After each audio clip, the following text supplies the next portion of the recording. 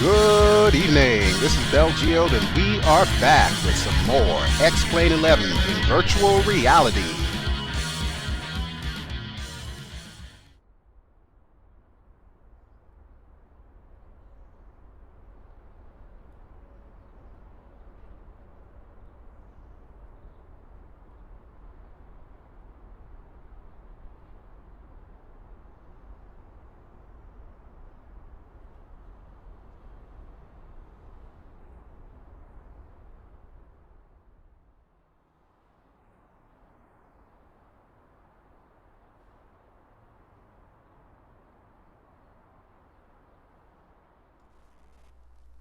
Howdy folks, and we are back here in X-Plane 11, and this is leg 2 of our Grand Florida tour utilizing Orbx True Earth Florida. And tonight our chariot is going to be the Milviz Cessna T310R. Link, of course, will be in the video description down below. And I kind of feel like Milviz is pretty much a dying breed as far as X-Plane goes, since they have already very publicly stated that they will not be making any more aircraft for X-Plane, which is, to be honest, a huge disappointment. But regardless, I still love the hell out of this particular aircraft, so I'm going to be showing this to you tonight, and this is what we're going to be using for our second leg of our journey. Now, just like we did with the first leg and what we will be doing on all subsequent legs, I'm actually going to show you the route that we're going to be taking. For tonight's leg, we are based in Tallahassee, where we stopped the last time, and we're going to be flying all the way east to Jacksonville. And Jacksonville is the northernmost point of Florida along the Atlantic seaboard. So let's hop the Sky Vector and check out the route. Alright, just to forewarn you, this is going to be a longer trip than the last video due to the fact that we're using a much slower aircraft. But just like last time, we're going to start at the left of your screen where we are, which is Kilo Tango Lima Hotel, or Tallahassee. And the first portion of our journey is a marathon, basically, that's going to take us to Lake City, or Lima, Charlie, Quebec. Now, once we finally get to Lake City, we are going to veer slightly to the left and continue heading east to overfly Cecil Field, or Victor, Quebec, Quebec. At Cecil Field, we're going to begin our descent, and we're also going to overfly Jacksonville Naval Air Station, or November, India, Papa. We're going to follow the St. Johns River north past downtown Jacksonville, and eventually we're going to come in to land at Kilo Juliet Alpha X-Ray, otherwise known as Jacksonville International Airport. So, there we go. Alright, so we've established our route for the day, so let me go ahead and put our little X-Pad back on the co-pilot seat for now. And our next task is, of course, to start up this aircraft. Now, in case I forget, please remind me that after I close the door, I also have to seal the door with that switch up there. So in case I forget, just like yell at your monitor or something. Alright, but let's go ahead and get our power on. So that's our main battery. We'll also turn on our 2 generators here. Okay, looking good, looking good. We'll make sure that the fuel is on. Yep, the switches are in the right direction. And we'll also open our cowl flaps. We've got 1 per engine. It's a little bit squirrely because my touch controller's like way down below me here. Okay, but yes, both cowl flaps should be open. Alright, let me see. I think we're going to need to get our mixture up here, but first let me get our magnetos on. It's 2 per engine, left and right. Okay, and now we can get our mixture up. There we go. Alright. Okay, I think we're pretty much ready for an engine start here. So, I'm going to turn on our fuel pumps, or actually, I think I just turned them off. They've been running the entire time. I think those switches might be opposite. Not 100% sure on that, but I don't think I'll need any additional fuel for engine start, so let's go ahead and give it a shot. Engine number 1, clear prop. It looks like a good engine start to me. Well, the prop is turning, so I'm okay with that. Let's check our gauges real quick here. Make sure the oil pressure rose. Yep, looking good. Everything appears to be in the green. And let's do the same for engine 2. Clear prop. Alright, looks like a good start. Needles are moving. Everything's in the green. I'm liking what I'm seeing. Okay, this works for me. Sweet. I love it. Alright, so let's go ahead and idle at about 1,000 RPM. Love these little digital gauges, but I can never read them properly, so... Oh crap, I totally forgot my lights. Alright, let's get our nav lights on and our collision lights on. We might also want to put our taxi lights on for the time being. And this is our master avionics switch. So there we see we've got 2 GPSs for the price of 1, making up for last time when we had no GPSs. And let me see if I can get this door closed. It's always a little bit squirrely. Alright, come on, work with me, door. Work with me. Okay, and we must not forget to seal the door. There we go, nifty little sound there that indicates the cabin is now sealed, or at least the door is. The window's still open, we'll close that momentarily. Alright, we still have some work to do before we are ready to go. So, first things first, let's load up our GPS flight plan. It's already there. I just need to set us to our first leg, which is Lima Charlie Quebec. And activate leg. Okay, so that one is ready. And let's do that for the second GPS. And why is everything flashing? Did you see that? What in the heck is going on there? I wonder if I'm having an electrical issue. Well, I don't have time to put this plane in maintenance, so we're just going to have to go with it and hope it clears up. Probably a famous last words for me, but hey, you know me. The show must go on. Alright, let's get our transponder on standby. Damn, even that's flashing too. And I am going to set our cruise altitude today at about 7,000 feet. One little complaint that I have with this aircraft is this knob for the altitude is very sensitive. Trying to get it exactly on the money is tricky, and we just kind of lucked out there on that one. Alright, let's get our throttles up, make sure we're right around 1,000, a little bit higher than that. Okay, that should be good. Let me take another quick look at our engine gauges here, make sure everything is looking kosher, which I believe it is.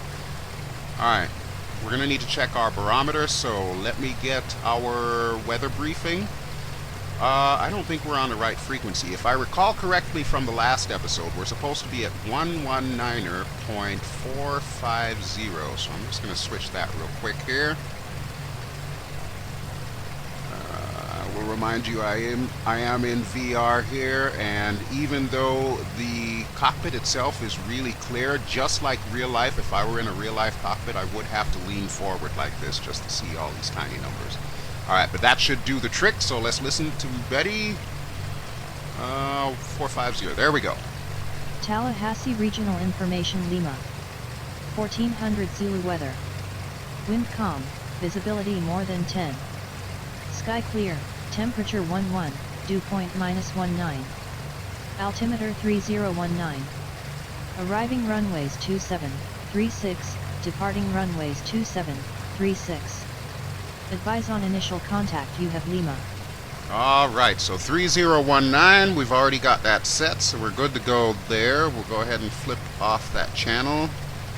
Let me see. Now, one thing I am going to want to change here is our heading, our HSI. So we just set it to GPS from nav, and you'll notice that the needles kind of move there. We need to be on a heading of about 102 once we take off and start lining up with the GPS tracking line there. So we're going to set that to 102. And they did say in the weather brief that we can use the northernmost runway, or the one that's heading to the north, so we're going to set it to 360, or 0 if you prefer, and that will indicate runway heading.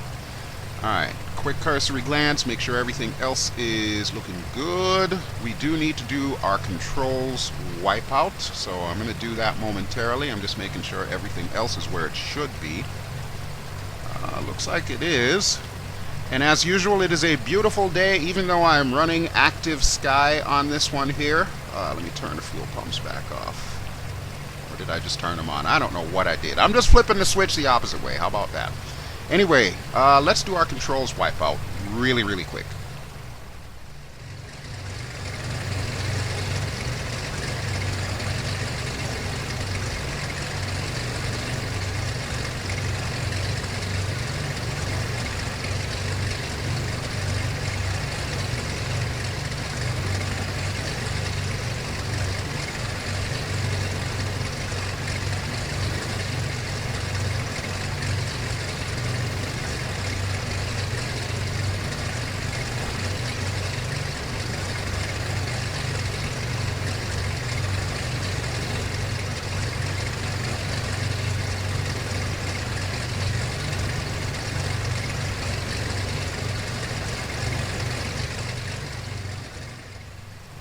Okay, everything checks out, so we are pretty much good to go for taxi. So let me go ahead and close this window, and that'll reduce the noise a little bit more. There we go, much better. Now I don't feel like I have to yell. And we're going to get our parking brake off, and then we are going to taxi to runway 36. I need to find a place to put this thing, so I'm thinking since we have the window closed here, I'm just going to prop it up right there. Thankfully physics are not enabled with that, so it's not going to fall over. Last thing I do want to do is I want to turn on my lights, because I'm kind of weird like that. Even if it's broad daylight, I will keep all my instrument lights on and all my panel lights. So yeah, that's something that needs to be done. And there we go. Look at that. See how much better that is? See how much clearer that is in the video? See, that's why I do it. For your benefit, not for mine. Okay. That's my story, and I'm sticking to it.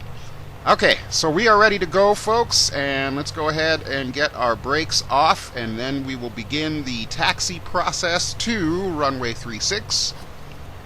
There we go. Brakes are currently off, and we're going to bring the throttles up to about 1200 RPM roughly. Might be a little bit more just to get us going, and then we'll kind of push it back here. So at the taxiway coming up, we are going to be taking a left, and then we're just going to follow the taxiway to the end. One thing I will say about this airport, I mentioned it in the last video. This is default X-plane. I have not made any modifications whatsoever to this airport, which also means that any bumps in the mesh are included. So it's not entirely flat, let's just say. But with that having been said, I don't believe that we should have any problems getting to the runway. I don't think we're going to run into like any sinkholes or potholes, even though this portion of Florida is notorious for its sinkholes and potholes. Yeah, trust and believe on that one. You got to figure this whole area is like one giant wetlands, so kind of comes with the territory.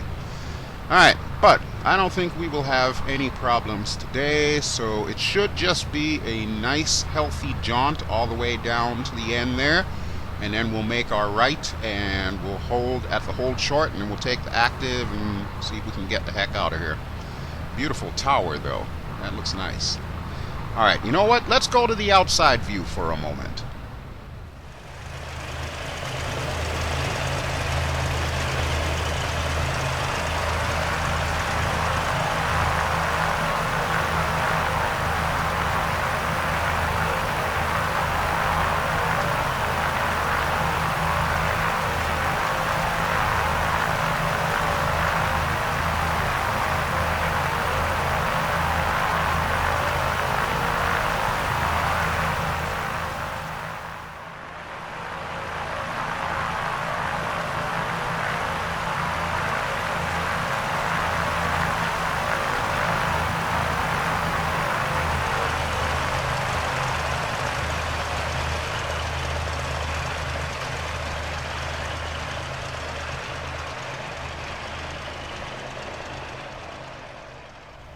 As usual, nothing to be surprised about. I am all over the place. I can never taxi directly on the center line, especially if I'm in the outside camera view.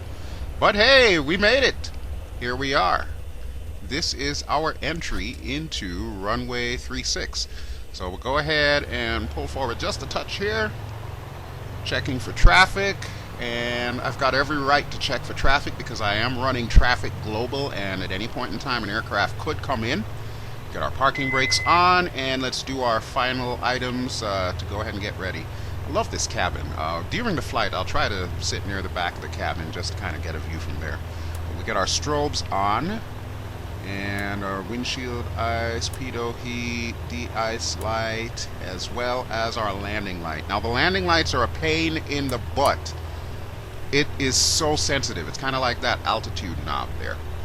Alright, and let's get our fuel pumps back on. I'm assuming they're on now. I don't even know. I give up with those damn things. But we're just going to follow procedure. Fuel pumps are back on. Alright, let's see. We do need our transponder set to out. So we'll change that real quick here. We won't mess with the autopilot until after we have taken off, so we'll leave that as is. GPS is looking good. We got our barometric pressure, checking our time. Everything is good. Engine gauges are also good. All right, let's go.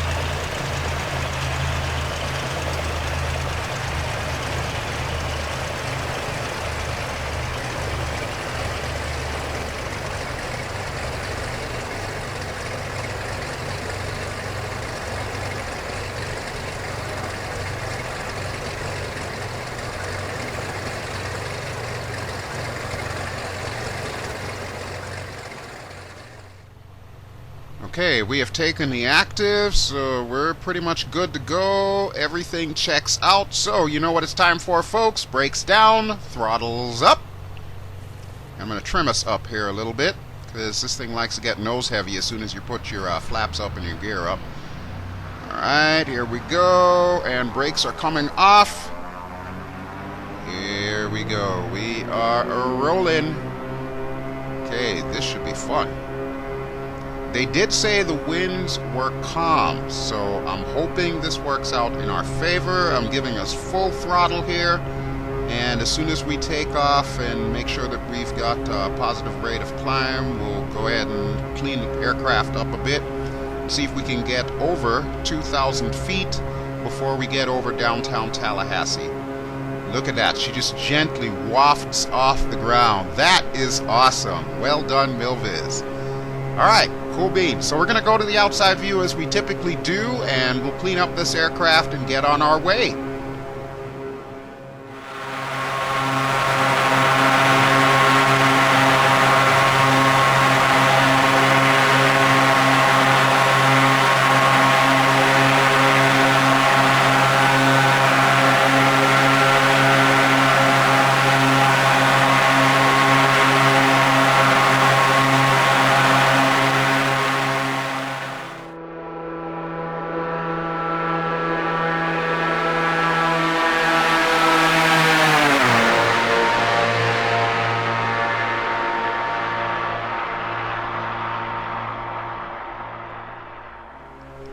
Another successful takeoff, and we're just over 1,000 feet.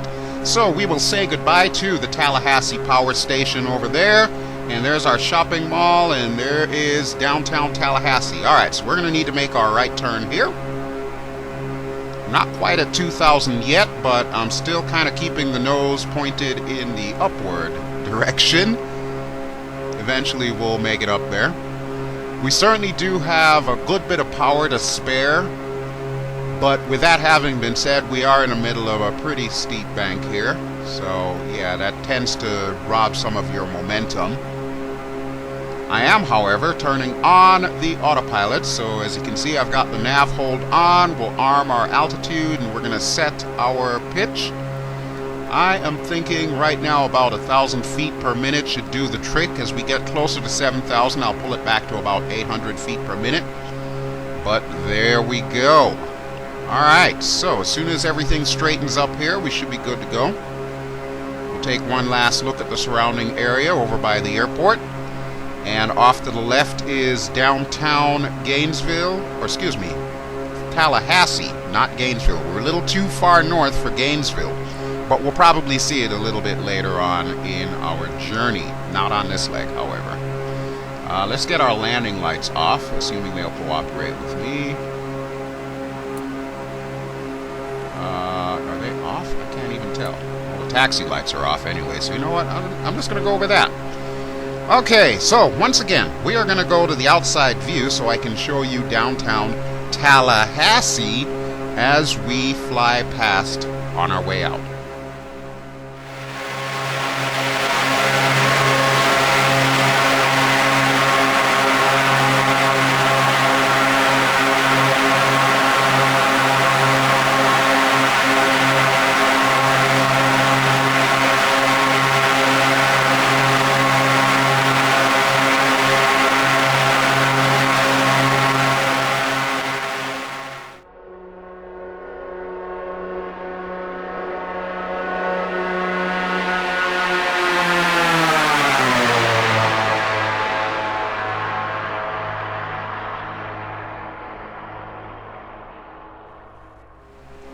Okay, we are just over 3,000 feet, and it looks like we're just getting ready to make that left, so that way we'll line up with our little line there. Alright, so while the aircraft is doing its thing, I am going to check all of our instruments and make sure that the engine is purring like a kitten. Oh, look at that. You know, I never even noticed that. How many times have I flown in this thing and I've never paid attention to that compass? Huh, it's just kind of out of the way there. Alright, let's see, we're still climbing at a pretty decent clip, so we're good to go there. And I am going to want to push us back in power, so everything looks to be pegged right now. We don't want to do that with a Cessna, with any Cessna, so we're going to pull our prop pitch back a bit. I'm going to keep it roughly around 2,400 RPM. It's a little on the higher side, but we are still climbing, so that should help. We'll also get our throttles back. Right now we're on full throttle, so we're going to pull it back a bit. Probably about 85% throttle, that should be fine. You can see our speed is definitely up there though, so we are making really good time. And of course that is expected to get better once we're at cruise. Alright, let me take a look at the actual engine gauges. Oil pressure's good, oil temp is good. Cylinder head temp is a little low, so to combat that, what I'm going to do is I'm going to close both cowl flaps here. So there's the right one. There's the left one. So we should start getting some temperature increase on the cylinder heads. You can see the little portion of the gauges right there. And we'll also work on the EGT. We'll get our mixture leaned a little bit as we gain some more altitude.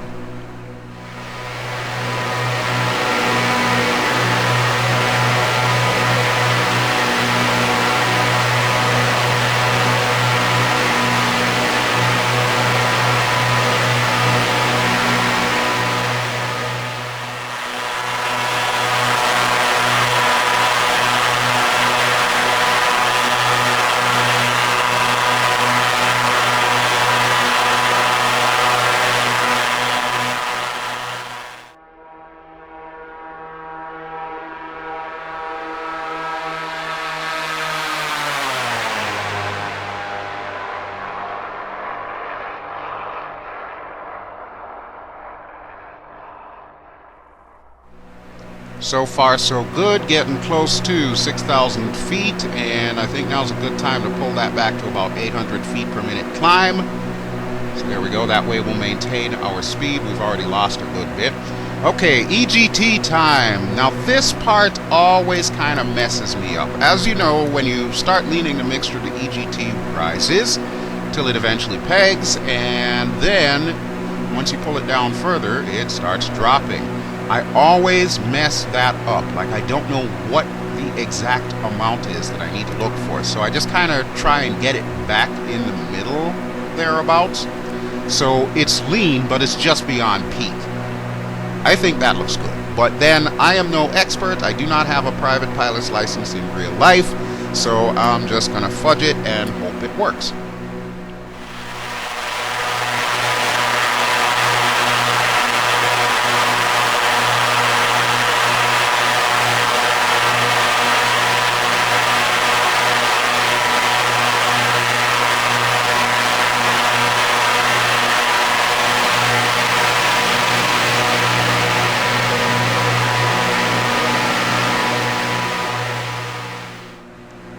Alright, we are almost at cruise altitude, and as you can see, Orbx True Earth is really starting to get into its own. Remember, this is the SD version that I'm showing you, and it looks better over 2,000 feet. Alright, real quick, let me get a weather brief here. Kilo 40, Juliet Airport information. Foxtrot 1453, Zulu, weather, wind 275 at 7, visibility 10, sky clear, temperature 92.6, altimeter 3022. Advise on initial contact, you have information. Foxtrot. Alright, information Foxtrot says we should have 3022, so we are good to go there. Kilo 4. And we'll check our second altimeter. Yep, that's also set to 3022. Okay, so we're doing pretty dang good. You can see our cylinder head temperature is starting to rise because we closed the cowl flaps, so we're doing good there as well. Everything is just working out perfectly. This is what I love. Alright, good deal. Altitude. Alrighty, thank you so much, Altitude Alert Dude. So yes, what he is stating is that we are finally at our cruise altitude of 7,000 feet. So everything will level itself off, and of course we'll keep the throttles where they're at. I do want to call attention to that, though. That is the Gulf of Mexico, and as you can see, it's getting further and further away. Now actually, if you look off right about there, that's where Florida starts to turn south towards Tampa. So there's no more water from that point onward until you point in this direction, where we're headed, we're going to be seeing the Atlantic Ocean. So yeah, we trade one body of water for another.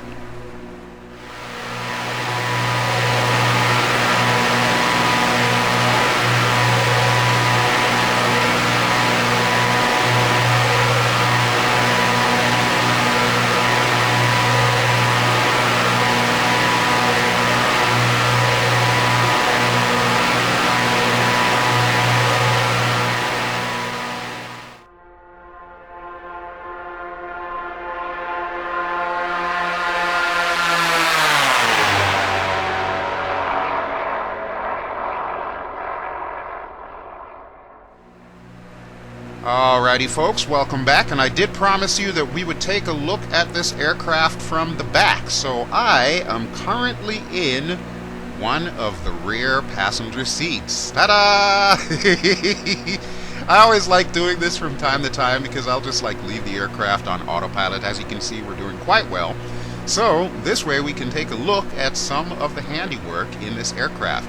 I gotta say, I'm in love with the textures. While they are not shiny and brand spanking new like Coronado would do, this feels lived in, and that I think is the hallmark for this kind of aircraft. Because bear in mind, this is kind of an old aircraft. I'm about to go into the history of this aircraft as well as some of its statistics for you. But we can see that everything does look like it would at the time that this aircraft was created. And it's got its own little quirks, for example, little handlebars there, and you can see the cabin lights. I'm assuming that's a switch for the cabin light there. I don't feel like messing with it right now, but you can see the little screws are all modeled and all that. That's pretty freaking cool. Alright, but let's get through some of the stats of this aircraft. So Cessna introduced this aircraft, and it had its first flight on January the 3rd, 1953.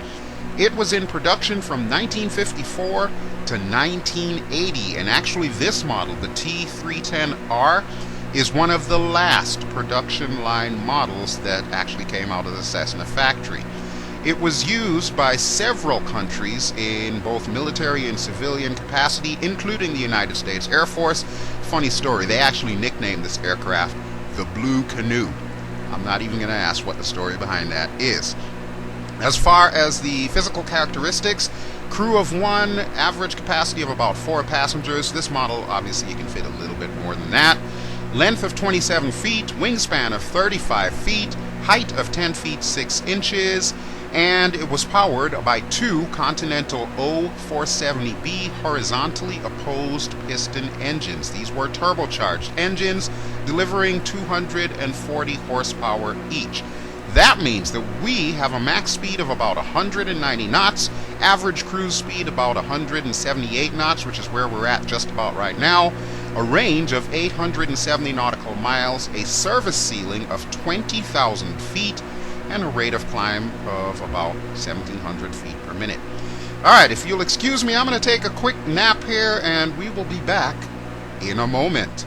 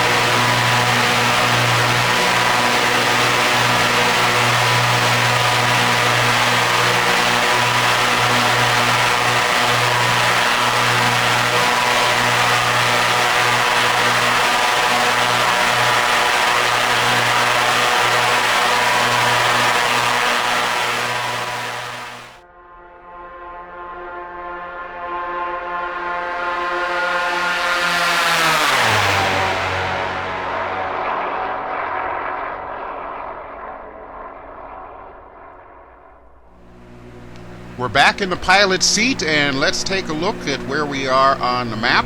So right there is the city of Lake City. We're about to hit our first waypoint. We should be passing Live Oak right now, so let me get a quick weather brief.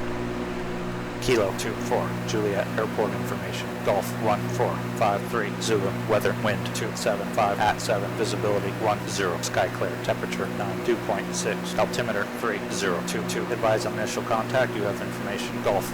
Okay, 3022 it is, and we are good to go there. Kilo 2. Alright, so this whole area does have some significance for me because my daughter actually used to live in a place called Wellborn. Directly ahead is Lake City, and just before Lake City is the little town of Wellborn. You can see the Lake City Airport there. That's our first destination. But my daughter spent some time down here, and I recall visiting her from time to time before she came to live with me as a teenager. So yeah, this is a very rural area, and while my memories of the area are not exactly the best, we'll kind of go with that. Alright, let's take a look at our log here. So we've got about 14 miles to Lake City, and then after that 35 to Cecil Field, 11 to Jacksonville Naval Air Station, and then finally 15 or so to Jacksonville International Airport. So really the bulk of our trip is this leg right here until we get to Lake City. Once we pass Lake City, everything is going to go by relatively swiftly, and as I had stated earlier, our plan is we're going to overfly Cecil Field before we begin our descent. We're not quite going to be in the airspace for Jacksonville International Airport just yet, but we'll get there. Alright, engine gauges. Cylinder head temperature is coming up nicely. Okay, everything is still in the green. We're kind of pushing the limits here. You'll notice my manifold pressure is up and my RPM is still at about 2400 RPM. I'm doing that deliberately. I want to keep us at a cruise speed of close to 170 knots. You can see we're just shy of the yellow line there. And what in the heck? Why is my de-ice light out? I'm pretty sure I flipped that switch. Huh. Wonder if there's a ghost in the machine. I don't know. There are an awful lot of ghost stories in this part of Florida, let me just tell you.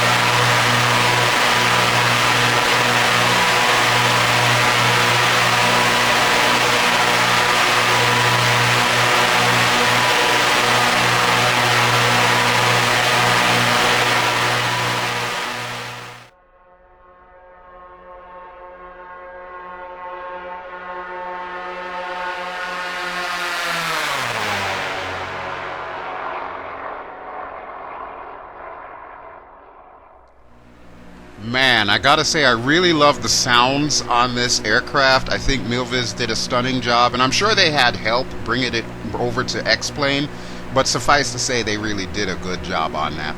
Alright, so we can see our updated distances now, and it looks like everything is on track. So what I'm going to do is I'm going to update our little XPAD map here. You got to kind of close it out and then open it back up. And now it'll actually show us the Jacksonville area, whereas it did not before. So I'm zooming in. We should see both the airports that we're going to be overflying and then Jacksonville as well. We'll try to get the aircraft in the view as well, even though it's going to kind of move itself over anyway.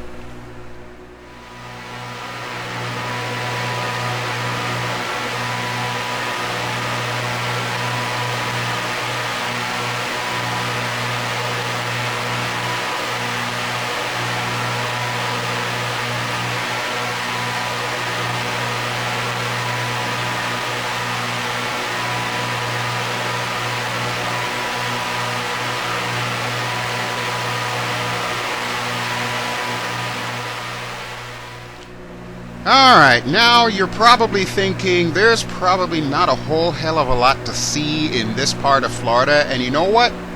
You're right. I cannot disagree with you. There really is not a whole heck of a lot to see around here. I mean, the colors are great. The fact that there's a lot of farms and forests and, of course, rivers cutting through here and there, it does give you some scenery, but it's Florida, so that means it's also very, very flat. And to be honest with you, this is probably the part of Florida that I find the least interesting. But then I've also got some history with this area that's not exactly the best. That's all I will say about that. I really don't want to get into it any further.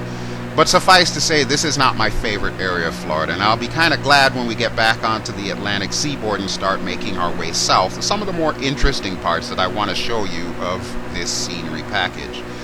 But with that having been said, I think it's about time for another weather brief, so let's tune in active sky. Kilo Lima Charlie Quebec Airport information India 1456 Zulu weather wind 307 at 10 visibility 10 sky clear temperature 12 dew point 4 altimeter 3016 advise on initial contact. 3016 is what I think he said. Is it just me, or is he quieter than the usual guy? Kilo Lima Charlie Quebec Airport information India 1456 Zulu weather wind 307 at 10 visibility 10 sky clear temperature 12 dew point 4 altimeter 3016 advise on initial contact. India. I can't help but chuckle a little bit because information India appears to have just been given to us by an Indian guy. I know. Sometimes I'm just childish. Alright, directly ahead you should see Cecil Field, or at least you can start to see it. Beyond that is Jacksonville Naval Air Station, and off in that direction is the city of Jacksonville, which is a little too far to actually render. But trust and believe, because I did a test flight earlier, it's gonna look pretty damn good once we actually get to it. Alright, it's a few minutes later and we are a little bit closer. Sorry for the jump cut there, but I know that this is an extremely long video. It's actually longer than the last video that I posted.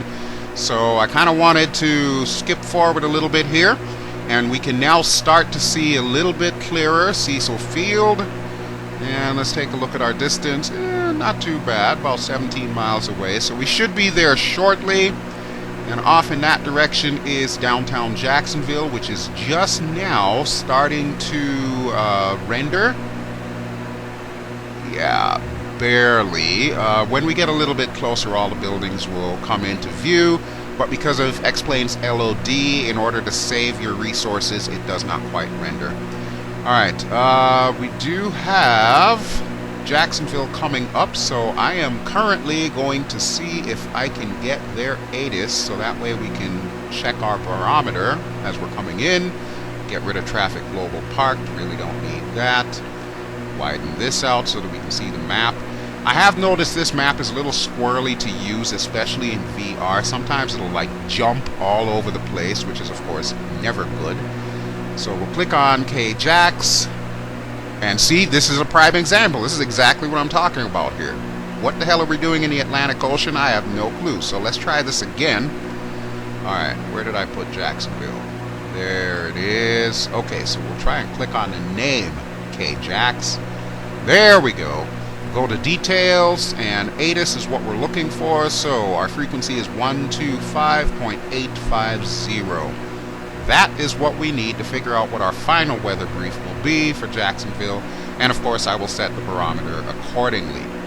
So, let's see if we can get COM 2 working. And we're actually going to use a second GPS for this. Set 125.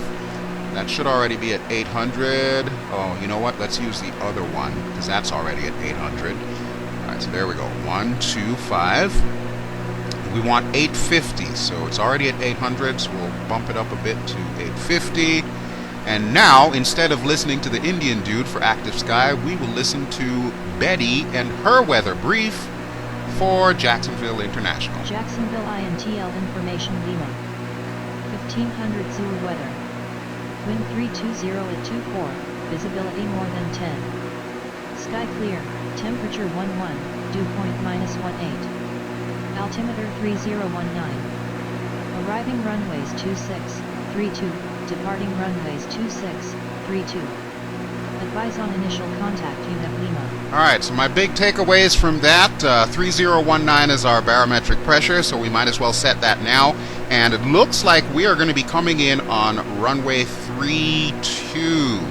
Okay, I can handle that. So let me listen to this again. INTL information Lima. 1500 And I am setting our altitude to 2000. Visibility more than 10. Assuming I can get this thing to Sky work. clear, temperature 11, dew Come point on now. -18. See, this is what I was talking about earlier when I said this thing is Arriving really runways sensitive. 2632. All I want is 2,000. Is that too much to ask? Come on, work with me. Advise on initial contact UNEP Lima. Seriously? Oh, there we go. It worked. Oh my god, it worked. Whew. Alright, so we'll turn Betty off. Sorry for stepping all over you there, Betty, but I already got the information that I needed, so we're good to go.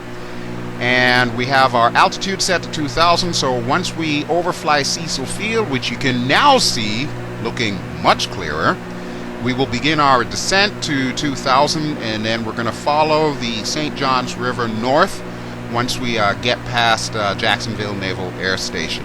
Not quite sure if we would do that in real life, but this is explained here.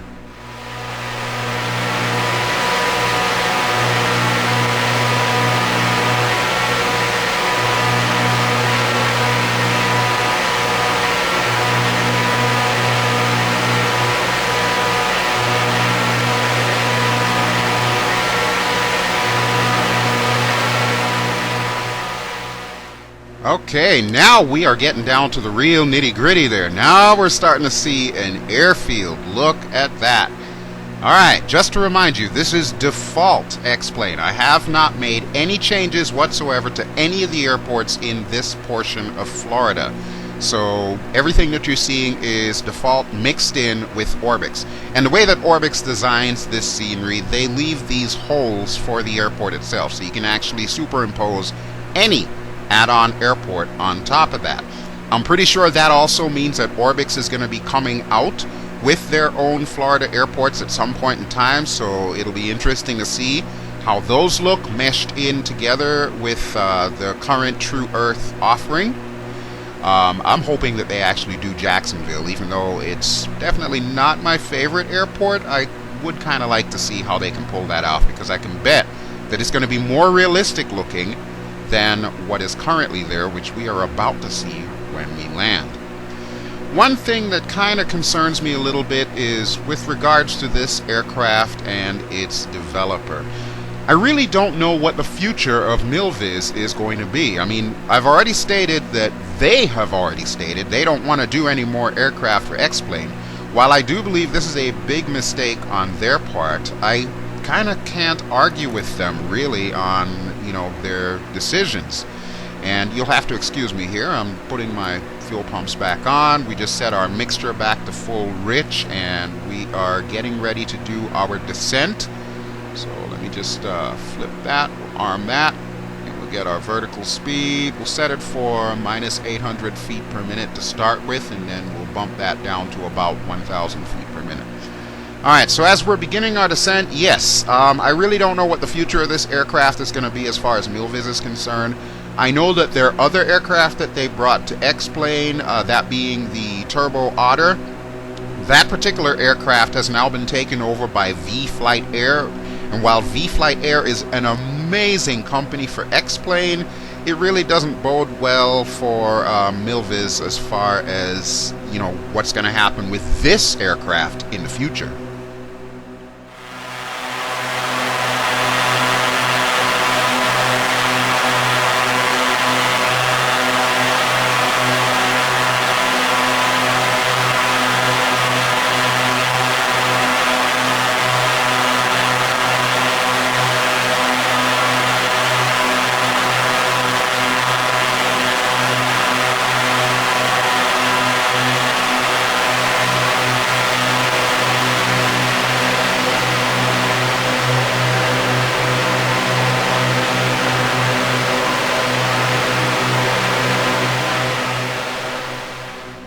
Okay, we are coming down nicely, and now you can start to see Jacksonville popping up there. That is a really good approximation of what the downtown area looks like.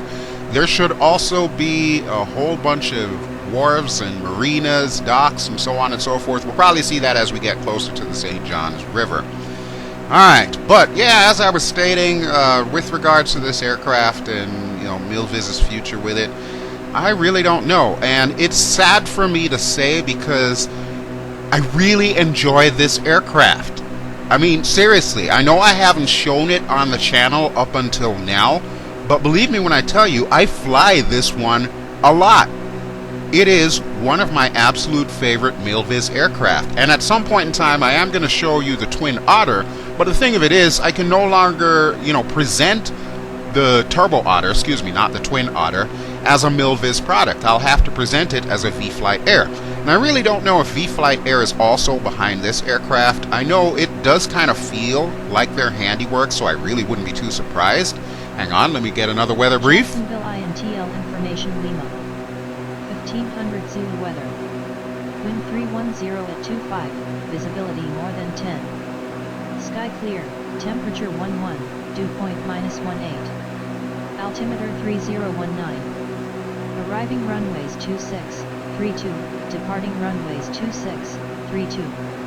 Advise on initial contact, you have Lima. Alright, let me take a moment to set my HSI up here. Looks like we're a little bit off center. One of the things that I am going to be doing here, as soon as we get close to Jacksonville Naval Air Station, I'm actually going to turn off our nav hold. So right now I'm just making sure that we're properly lined up, so we will overfly the airport. And then I will take it off nav hold and we're going to hand fly it, and we'll basically fly over the river manually. But yeah, I know I keep getting back onto this subject, but it kind of irks me a little bit, Milviz, because I see so much potential with your aircraft. And yes, I know we had a big problem with the whole ATR-72. Everybody remembers that drama. Honestly, it really didn't even matter to me because it's not an aircraft I would ever fly, so I really had no opinion on the subject. But with that having been said, I feel like there's a huge missed opportunity, and while I understand their reasons, and I'm sure it'll be great for the new Microsoft Flight Sim, it does kind of leave X-Plane at a loss.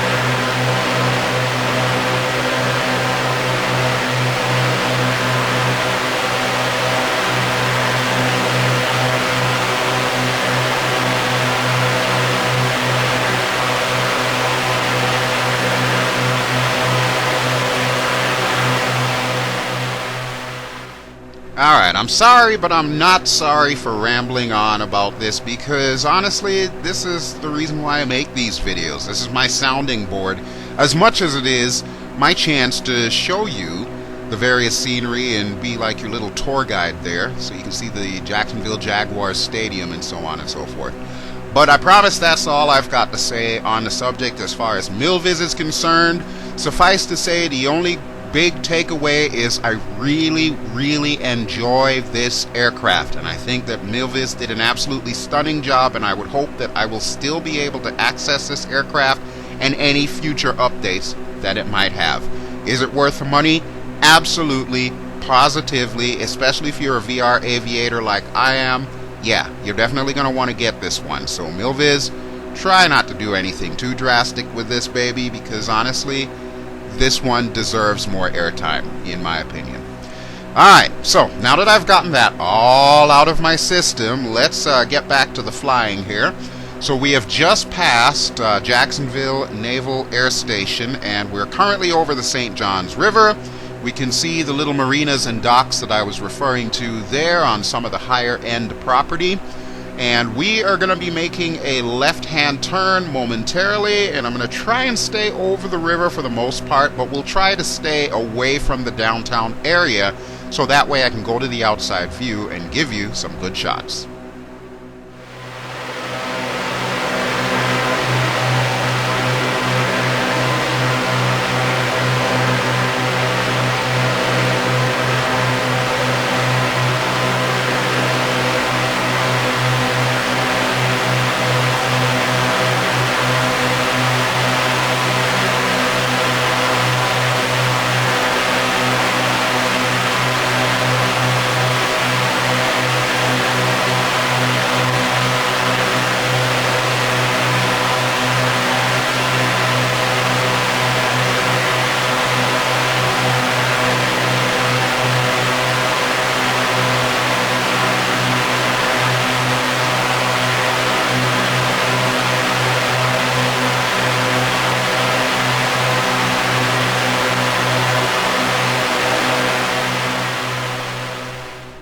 Or war, I don't mind saying the FPS is definitely taking a downward spiral there. Woo! So hopefully I will have remembered to put up the little disclaimer that will have warned you ahead of time that the FPS is dipping. And I'm sure you're probably wondering, well, why in the hell would I even put this on YouTube if I'm just going to demonstrate that this thing can look like a slideshow? Granted, it's really not that bad, but part of the reason why I do this stuff is the number one question that I get asked is just how much does stuff like this hit my FPS? Here's your answer right there. Yeah, it is still holding pretty steady, but yes, obviously I am losing some FPS, and I do want to kind of show that to you so that you have an idea what to expect. Also, remember that I'm in VR, which that in and of itself takes a lot more resources than just running this thing on a monitor. So be advised that VR users are probably going to take a much greater hit than if you're just running it on a monitor. Alright, thank you again, Mr. Altitude Guy. But, you know, even though that is the case with the loss of FPS, I would hope that you're still able to take away the fact that this is a very beautiful scenery. Also, remember that while I am recording, the entire recording process in and of itself will rob me of FPS. So I'm kind of stacking the cards against me, and your mileage may vary when you use this thing.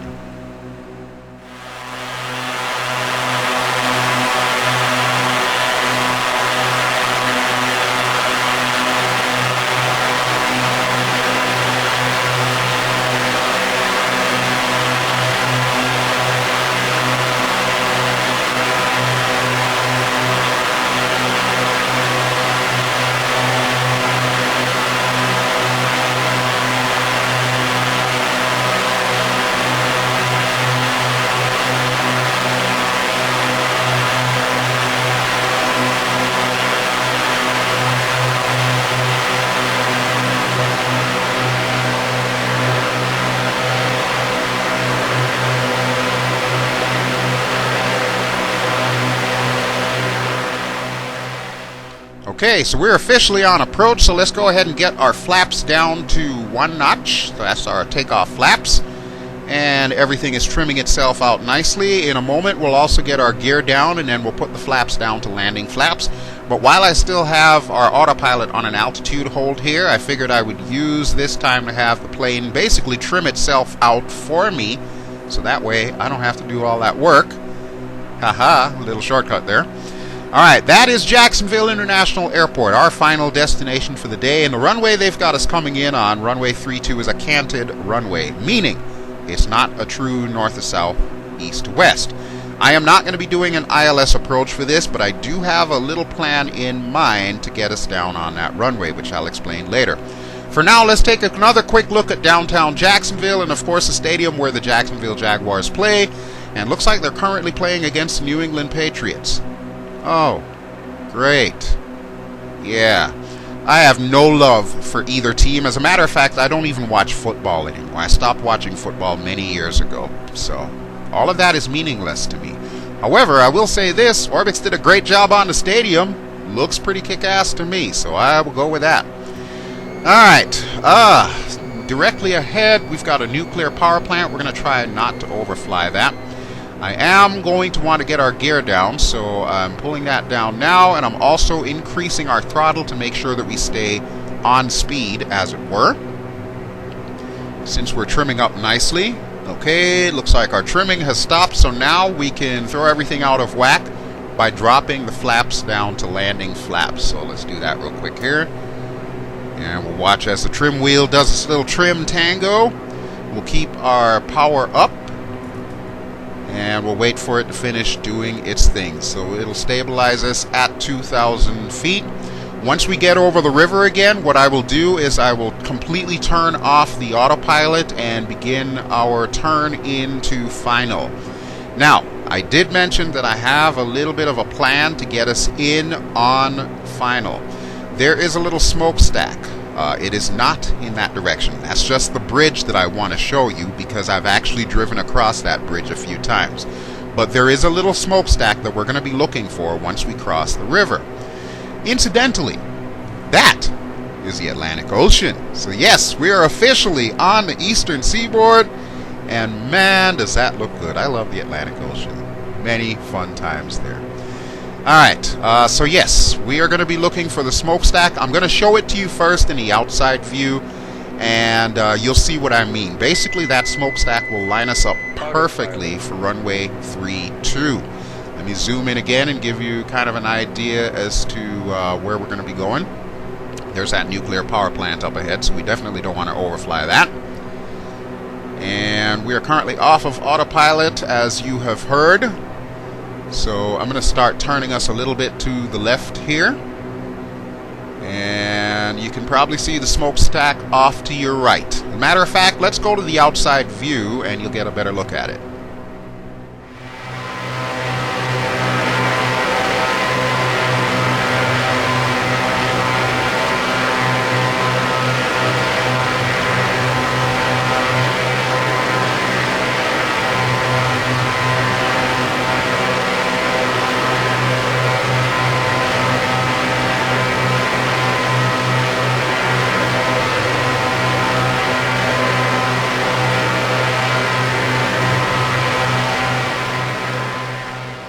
Alright, so there is my master plan. There is that smokestack, which is perfectly aligned with runway 32, which means all I need to do is fly over the top of that and make sure I am properly aligned with runway 32.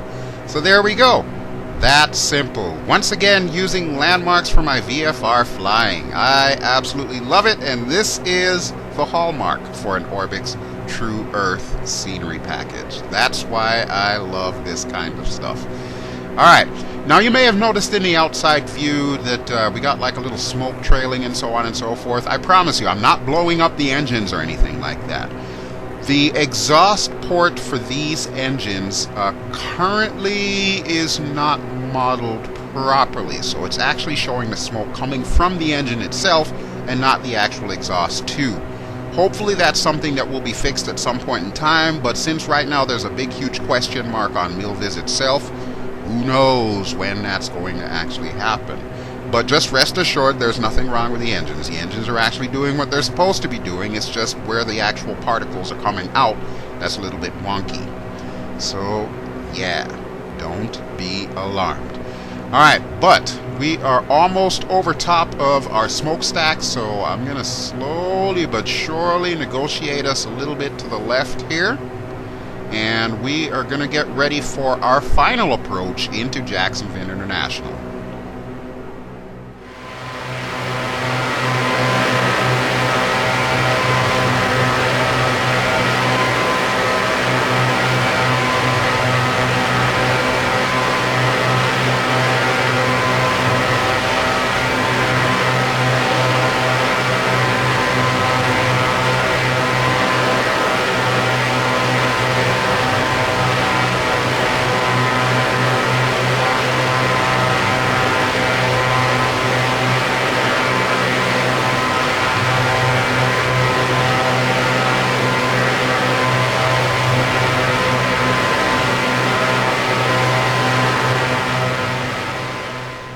See, look at that. What did I tell you? Perfectly lined up for runway 32. Now we just need to figure out our glide slope, and actually it looks like at 2,000 feet we're just about on glide slope. Granted, we are a little bit lower than 2,000 feet, but the key is going to be keeping us just at the right rate of descent to bring us in. Right now we're a little too steep. We're getting a little low there, so I'm going to add some more power. And we'll go ahead and line up. There's another look at the nuclear power plant, which we tactfully avoided because that is a huge no-no. And yeah, I know, it's kind of weird. It's like sometimes I'll follow some procedures, but other times I'll just completely ignore others. Bear in mind, I just do this for the fun, really, and I don't know everything there is to know about aviation or the legality of flying in certain airspaces and whatnot. I just want to have fun and show you some good stuff. So basically, I do what I want. That's all I can say. And I treat that with everything in my life. I do what I want.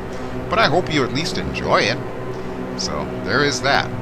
Alright, so it looks like we've got some funky looking grass coming up. That's a bit too round to be a golf course. I have no idea what the heck that is. What is that, a dog park or something? Yeah, maybe the dogs can run around in circles. I'm just going to go with that. We are going to go back to the outside view, make sure everything looks kosher, check our glide slope and all that good jazz, and then we will hop in for our short final into the airport. So stay tuned.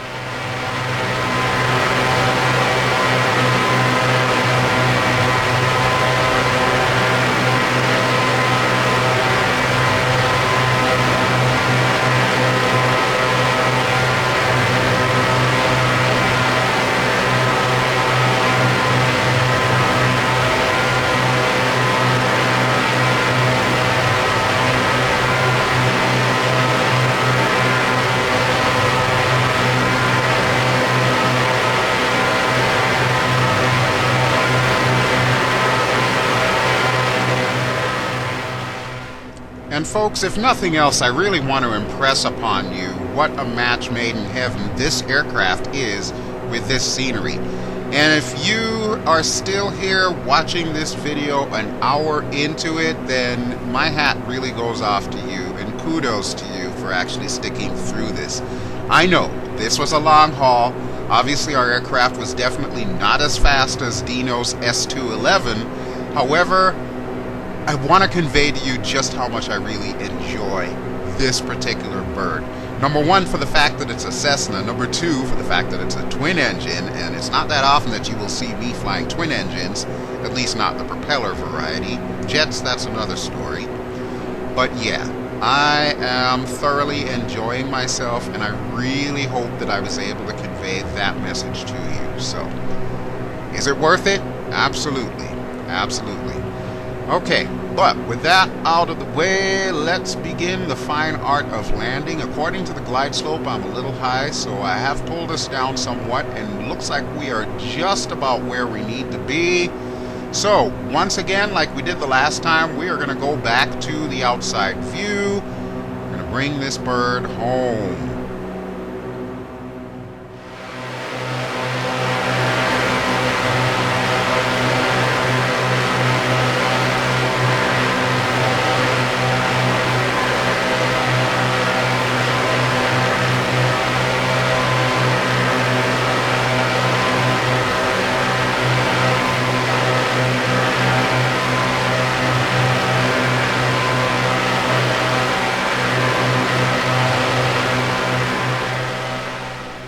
Yep, me again. Man, this is a long approach. I forgot that they said that while the wind is blowing in this direction, it is also a fair amount of wind. So that's making our approach a lot slower than I thought it was going to be. But I promise we're going to get this bird down in record time if you're a snail. Alright, no, but seriously, I am glad that I had the opportunity to finally show you this aircraft, and even though we picked a leg that was a little bit long for this aircraft, I'm hoping that everything came out looking at least somewhat decent and has made it worth your while. Alright, now let's really land.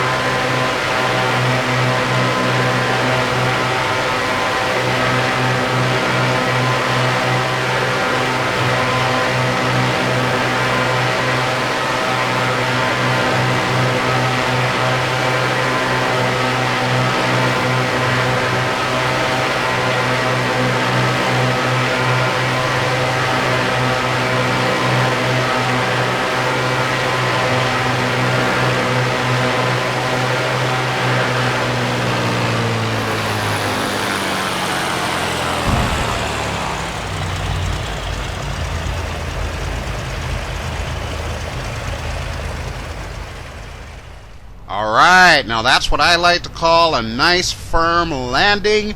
No bouncy bounce like we did in the S211. We just put her down with some authority. That is cool. I can deal with that. Alright, let's get our flaps back up. And as soon as we turn off onto this taxiway coming up, I will get our landing lights off. Let's get our brakes on here. Okay, I think we're good there. Okay, so welcome folks to Jacksonville, Florida and Jacksonville International Airport. And finally, I can show you that I do in fact have Traffic Global going. Everything that you're seeing there, that's not like the standard static AI that's being generated there. That is actually movable AI being run by Just Flight's Traffic Global. I've been talking about this thing for a while. Finally, you get to see some aircraft.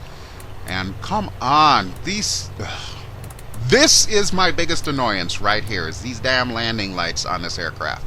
That and the altitude bug. Oh my god. I'm still trying to get it done here. Ugh. But really, if that's the only thing that I can complain about with this aircraft, I would say I'm doing pretty good. Okay, so the plan of attack is we are going to taxi to our final parking spot, and then we're going to call this episode done. Let me open up the window here. And for our next leg, we are going to start heading south, so we're going to be leaving from Jacksonville in a much faster aircraft, by the way. And we're going to be ending up in Orlando, Florida, aka Mickey Mouse Country. So now you know what to look forward to.